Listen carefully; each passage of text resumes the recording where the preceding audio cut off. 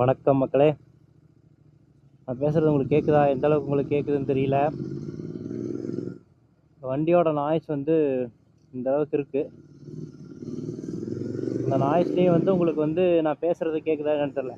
நான் வந்து இப்போ -12 dBயில் போட்டிருக்கேன். நான் வந்து டிஜே மைக் மினி வச்சுருக்கேன். -12 dB. அதே மாதிரி நாய்ஸ் கேன்சலேஷனும் போட்டிருக்கு இதில்.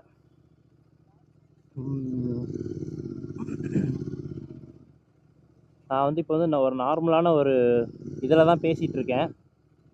இன்னும் கொஞ்சம் நான் இப்போ நான் வந்து லவுடாக பேசிகிட்டு இருக்கேன். இப்போ நான் பேசுகிறது நான் நார்மலாக பேசுறதை விட கொஞ்சம் லவுடாக தான் பேசுகிறேன். இப்போ வந்து உங்களுக்கு எந்த அளவுக்கு வாய்ஸ் கிளாரிட்டி வந்து உங்களுக்கு கிடைக்குதுன்னு தெரியல. நம்ம வந்து இப்போது நான் வந்து தாராபுரம்.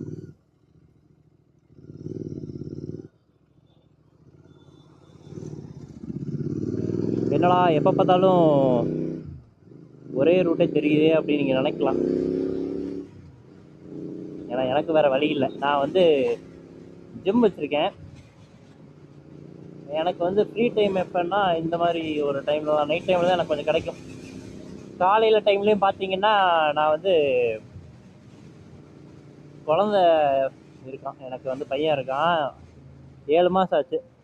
அதனால் வந்து அவனை கொஞ்சம் பார்க்குறது அந்த வேலையெல்லாம் கொஞ்சம் இருக்குது. அதனால் அதை முடித்துக்கொண்டு நான் வந்து இதில் ஈடுபட்டு கொண்டு இருக்கிறேன். கொஞ்சம் ஃப்ரீ டைம் ஆச்சு அப்படின்னா நான் வந்து இது பண்ணுறேன். சும்மா ஒன்றும் இல்லை, ஒரு ஆசை தான். சும்மா பண்ணி பார்க்கலாம் எப்படி இருக்குது அப்படின்னு பண்ணி பார்க்கலாம் அப்படின்னு தான் அது பண்ணுறேன். கொஞ்சம் டைம் கிடைக்கிறப்ப நான் கொஞ்சம் வெளியில் போயிட்டு நான் உங்களுக்கு காமிக்கிறேன். நான் எங்கள் ஊரை வந்து சுற்றி காமிக்கிறேன். இங்கே நிறைய பேர் இருக்காங்க. நிறைய பேர் வந்து இந்த மாதிரி வீடியோஸ் எல்லாம் எடுத்து போட்டுட்ருக்காங்க. எங்கள் ஊர்லேயே தாராபுரமில் இதான் பார்த்தீங்க அப்படின்னா இது வந்து கோயம்புத்தூர் அண்ட் திருப்பூர் போகிற ரூட்டு. இந்த ரூட்டு நான் போகிறது இதான் வந்து கொங்கு பரோட்டா ஸ்டால். இங்கே வந்து நல்லாயிருக்கும் பரோட்டா. அதே மாதிரி ஹோட்டல் குமரகுருன்னு இருக்குது. இங்கே வந்து ஹால்ஸ் எல்லாம் ஓரளவுக்கு வந்து நல்லா ரீசனபிளான ரேட்டில் கிடைக்கும் உங்களுக்கு. ஏதாவது ஃபங்க்ஷனு ஈவெண்ட்ஸு அந்த மாதிரி எதாவது வைக்கிறீங்க அப்படின்னா.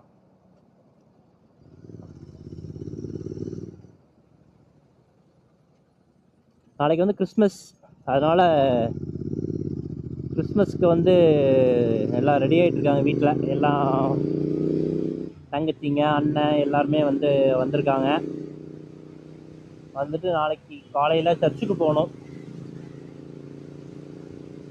இந்த ரூட்டில் பார்த்தீங்க அப்படின்னா நல்லா ஒரு நீட்டான ஒரு ரோடு இந்த ரோடு. ஆனால் இந்த ரோட்லேயே பார்த்தீங்க அப்படின்னா ஆக்சிடெண்ட்டும் ஆனால் அது இருக்குது. அது இல்லைன்னு சொல்ல முடியாது. நானே யோசித்து பார்ப்போம். நம்ம வந்து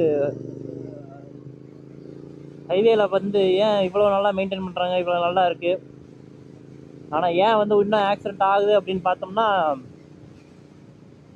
நிறைய பேர் வந்து இந்த தூக்கத்துலேயே ஓட்டிகிட்டு வருவாங்க. இந்த விடிய காலையில் ஓட்டிட்டு வரும்போது தூக்கத்தில் ஓட்டுறது. அப்புறம் கண்ட்ரோல் இன்னும் என்ன ஸ்பீட் கண்ட்ரோல் இல்லாமல் வர்றது நிறைய பேர் இந்த ரோடு. ஏன்னா ரோடு நல்லாயிருக்கு அப்படின்ட்டு வந்து எல்லாருமே ஸ்பீட் எடுப்பாங்க ரொம்ப. அந்த மாதிரி போகும்போது என்னென்னா கண்டிப்பாக வந்து கண்ட்ரோல் கிடைக்காது. நம்ம பைக்கில் பொறுத்த வரைக்கும் சரி, இல்லை கார்லேயும் சரி, நம்ம எப்போவுமே ஓட்டும்போது நமக்கு எந்த ஸ்பீடு வந்து நம்மளால் கண்ட்ரோல் பண்ண முடியும் அப்படின்னு நம்ம தெரிஞ்சுக்கணும். அந்த ஸ்பீடில் போனீங்கன்னா பிரச்சனை இருக்காது. மேக்ஸிமம் உங்களால் டக்குன்னு வந்து ஒரு பிரேக் பண்ண முடியுது, ஒரு ஹேண்டில் பண்ண முடியுது அப்படின்னா.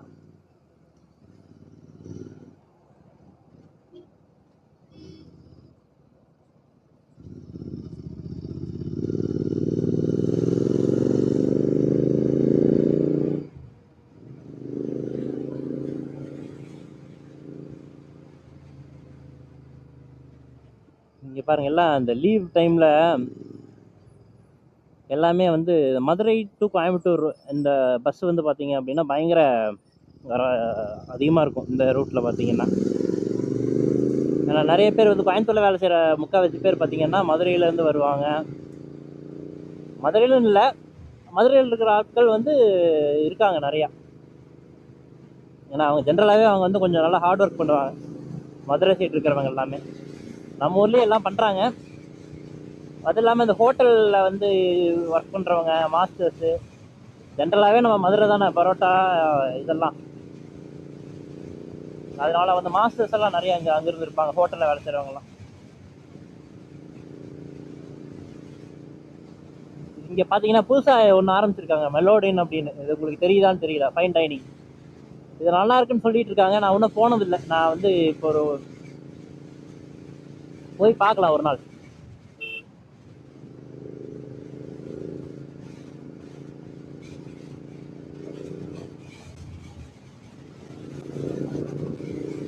பயங்கர பனியாக இருக்குது ஃப்ரெண்ட்ஸ், செம பனி. குளிர் இப்போவே கொஞ்சம் அடிக்குது நல்லாவே. மணி இப்போ பார்த்தீங்கன்னா ஒரு 8 மணிக்குள்ளே தான் இருக்கும் டைம். இப்போவே பயங்கரமான பனியாக இருக்குது.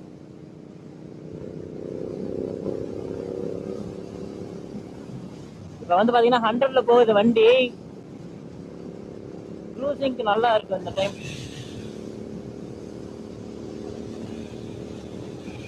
தெரியுதா இப்போ பாருங்க.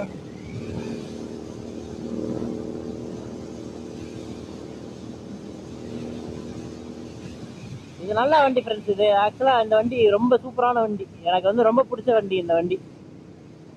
நான் ரீசெண்டாக எடுத்து ஒரு ரொம்ப பிடிச்ச ஓட்டுறது வந்து இந்த வண்டி தான். இதுக்கு முன்னாடி வந்து நான் GT 535 வச்சுருந்தேன். அந்த வண்டியும் சூப்பராக இருக்கும் ஓட்டுறதுக்கு. நான் ஆக்சுவலாக வந்து நான் ஒரு ஜாவா புல்லட் வந்து நான் வாங்கணும்னு ரொம்ப நாள் ஆசை. நான் வந்து இந்த விண்டேஜ் பைக் இதெல்லாம் வந்து நான் ரொம்ப விருப்பப்பட்டு வாங்குவேன். அதனால தான் வந்து பார்த்தீங்கன்னா இந்த GT 535 வந்து அதே மாதிரி தான் இருக்கும். ஒரு விண்டேஜ் டைப்பில் தான் இருக்கும் பைக்கு. அதனால தான் அந்த வண்டி நான் தேடி பிடிச்சி வாங்கினேன். பவானியில் வாங்கினேன். அது 1,20,000க்கு வாங்கினேன். 1,20,000 செகண்ட்ஸு. 2015 மாடல் அது. அதை வாங்கி அவனும் நிறைய செலவு பண்ணேன் அந்த வண்டிக்கு. அந்த வண்டி செலவு பண்ணி அப்புறம் ரீசெண்டாக தான் கொடுத்தேன். நான் ஒரு 2 மந்த்துக்குள்ளே தான் இருக்கும் அந்த வண்டியை நான் கொடுத்தது. அது என்னன்னா நம்ம எல்லா வண்டியும் வச்சு மெயின்டைன் பண்ண முடியல.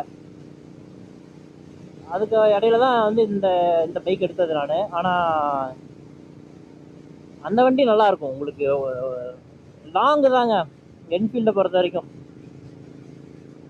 உங்களுக்கு வந்து நீங்கள் ஹைவேல க்ரூஸ் பண்ணும்போது வண்டியோட ஃபீலே வந்து வேறு மாதிரி இருக்கும். நான் எல்லா வண்டியும் ஒரு மாதிரி இருக்குன்னு வச்சுங்களேன். இப்போ நான் KTM எனக்கு பிடிக்கும். நான் அப்பாச்சி வச்சுருக்கேன். அப்பாச்சியும் நல்லா இருக்கும் வண்டி உங்களுக்கு. ஆனால் ஒவ்வொரு வண்டியும் ஒவ்வொரு மாதிரி. இது வந்து உங்களுக்கு லாங்கில் க்ரூஸ் பண்ணுறதுக்கு ரொம்பவே நல்லா இருக்கு இந்த வண்டி.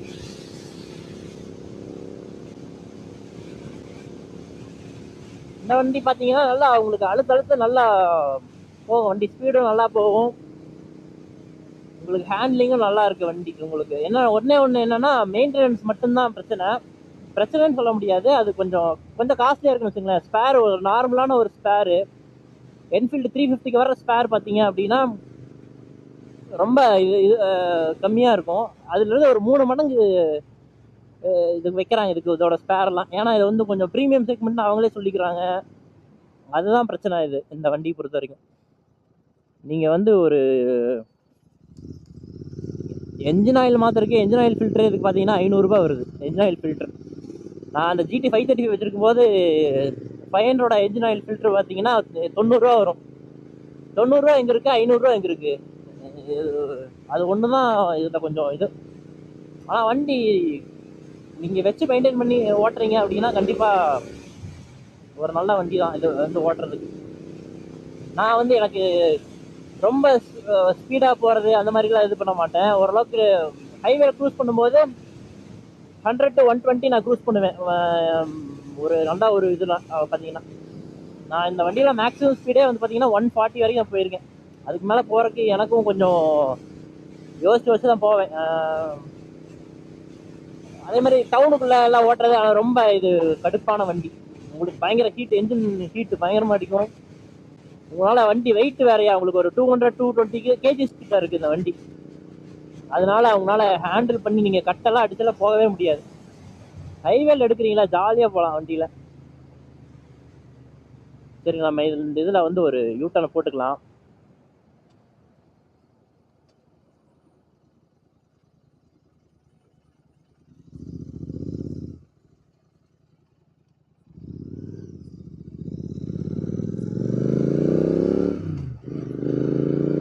ஆக்சுவலாக நான் சின்ன வயசில் போயிட்டு வந்துட்டு இருக்கும்போது எங்கள் ஊர் வந்து குண்டடம். இப்போ நான் வந்து பார்த்தீங்களா அதுலேருந்து ஒரு 5 கிலோமீட்டர்ஸ் இன்னும் கொஞ்சம் போனோம் அப்படின்னா குண்டடம்னு எங்கள் ஊர். நான் அங்கே தான் சின்ன வயசில் வளர்ந்தது. அங்கே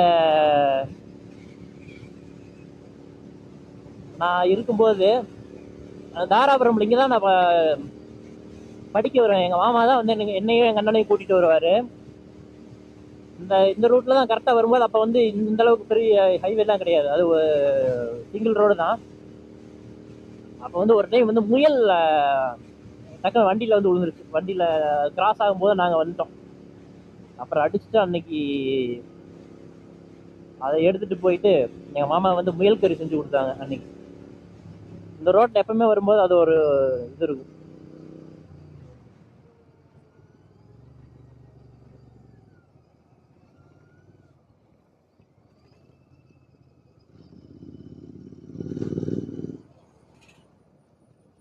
ஒன்று இந்த மாதிரி இருக்குது பார்த்தீங்களா, இந்த ஸ்பீட் பிரேக்கர் இது லைனாக இருக்குல்ல, இதில் வந்து நீங்கள் தயவு செஞ்சு வந்து ஸ்பீடாக போகாதீங்க. டக்குன்னு போயிடலாம் அப்படின்னு போயிடாதீங்க. வண்டி ஸ்லோ பண்ணி போங்க. ஏன்னா இந்த இதில் நீங்கள் வண்டி கொண்டு போகும்போது உங்களோட ஃபோர்க்கும் சரி ஷாக் அப்சர்வரும் சரி ரெண்டுமே வந்து அடி விழுகும். லாங் டேர்ம் வந்து நீங்கள் யூஸ் பண்ணுறேன் அப்படின்னு நீங்கள் இது பண்ணும்போது நீங்கள் அதில் எப்போவுமே ஸ்லோ பண்ணி நீங்கள் வண்டியை கொண்டு போங்க.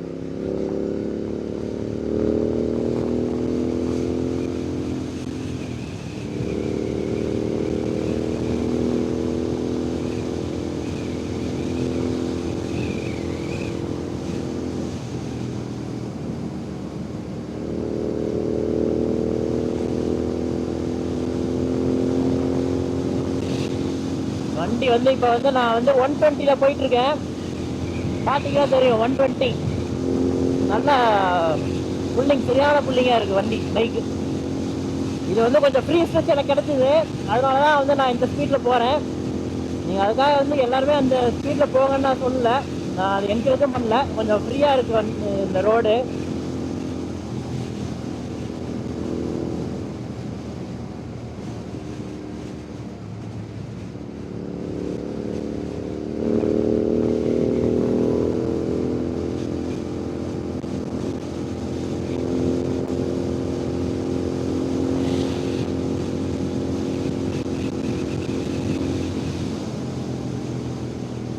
நீங்கள் எப்போவுமே நீங்கள் வண்டி வந்து ஓரளவுக்கு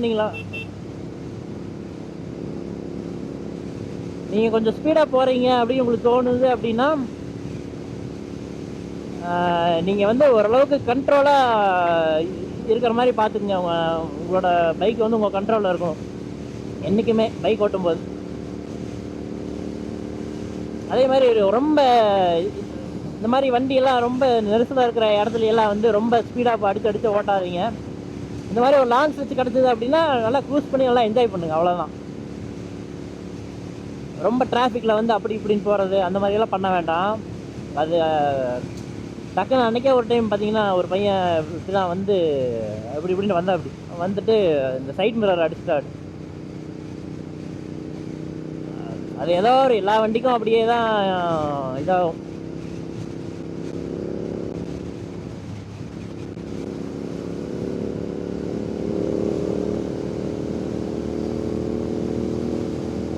நல்லா இருக்கு பாருங்க ரோடு, பார்த்தீங்களா? இதுதான் எங்கள் தாராபுரம் இருக்கிற ரோடு, நல்லா இருக்கும்.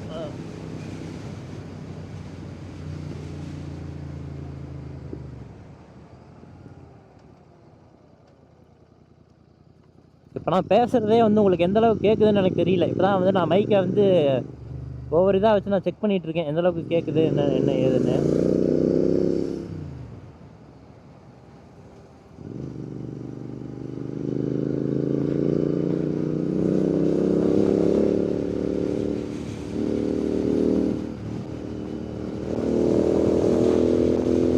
இப்போ என்னையே திட்டுவானுங்க பைக்கில் போகிறோம். எப்போ என்றைக்குமே பார்த்தீங்கன்னா பைக்கில் போகிறவங்க நடந்து போகிறவங்கள ஏதோ ஒன்று சொல்லுவாங்க, காரில் போகிறவங்க பைக்கில் போகிறவங்கள ஏதோ சொல்லுவாங்க, லாரியில் போகிறவங்க காரில் போகிறவங்கள ஏதோ ஒன்று சொல்லுவாங்க. அது இதுதான் வந்து இயல்பு, அதை ஒன்றும் மாற்ற முடியாது. நம்ம கேப் கிடைக்குது அப்படின்னு நம்ம இது பண்ணி போகிறோம்.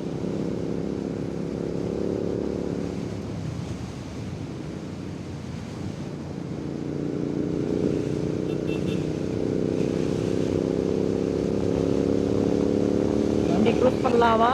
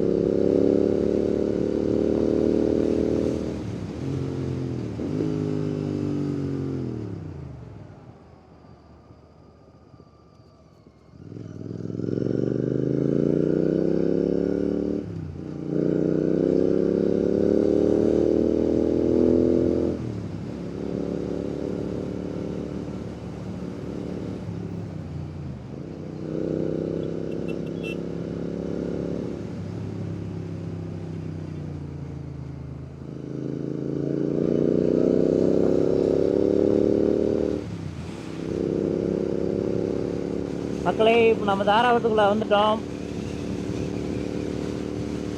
இதுதான் எங்கள் தாராபுரம்.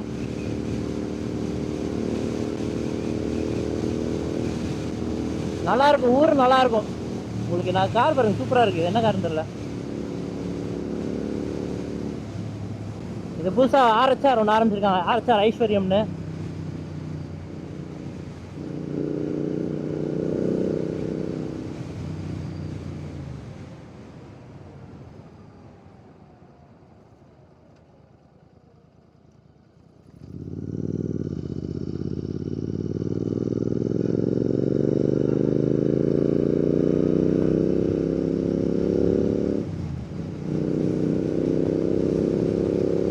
பண்ணி பார்த்தீங்களா எப்படி இருக்குன்னு?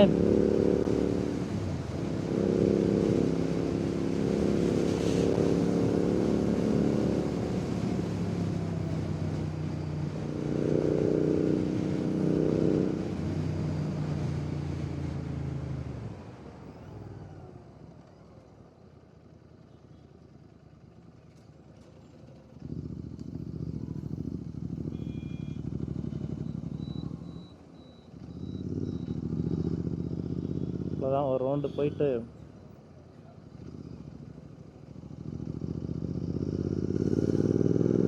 இதோட வந்து இந்த விலாகை முடிச்சுக்கலாம். இது விலாகே கிடையாதுங்கிறீங்களா? எனக்கும் தெரியும். சரி, ஒரு நாள் கண்டிப்பாக நம்ம நல்லா கொஞ்சம் லாங் ட்ரிப்பு கொஞ்சம் பகலில் வந்து நான் இது பண்ணுறேன். எனக்கு இப்போ தான் டைம் கிடைக்கிது, அதனால தான். சாரி, நானே புதுசு இந்த இதுக்கு.